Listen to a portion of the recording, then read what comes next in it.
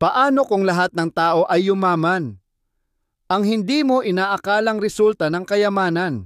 Na-imagine mo na ba? Kung lahat ng tao ay biglang yumaman? As in, lahat ng kakilala mo, kapitbahay mo, tropa mo, pati yung nanghihingi ng load, biglang mayaman din.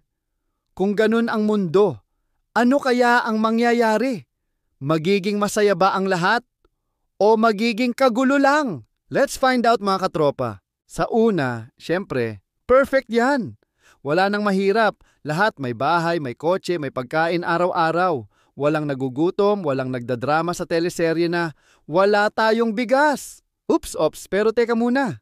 Kapag lahat mayaman, wala nang gustong magtrabaho. Sino pa magtatrabaho sa Jollibee kung lahat may sports car? Sino maghahatid ng Lalamove kung si Kuya Ryder may sariling yate? At sino pa ang magtatanim ng palay kung lahat busy mag-travel sa Japan? Resulta, walang nagpo-produce ng goods. Ibig sabihin, kahit may pera ka, wala kang mabibili.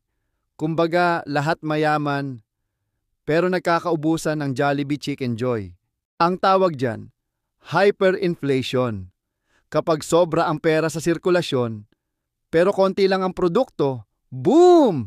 Tumataas ang presyo ng lahat. Isipin mo to, nung dati, ang kape 50 piso lang.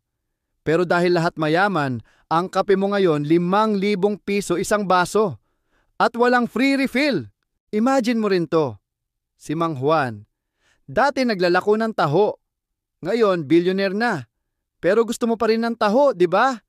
Wala nang magtataho kasi lahat mayaman na. So anong gagawin mo? Ikaw mismo ang magtataho.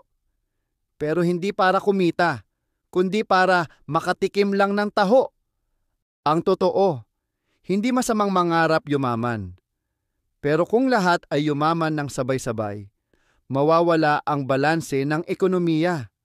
Ang yaman kasi, hindi lang tungkol sa pera, kundi sa halaga ng palitan at trabaho ng bawat isa.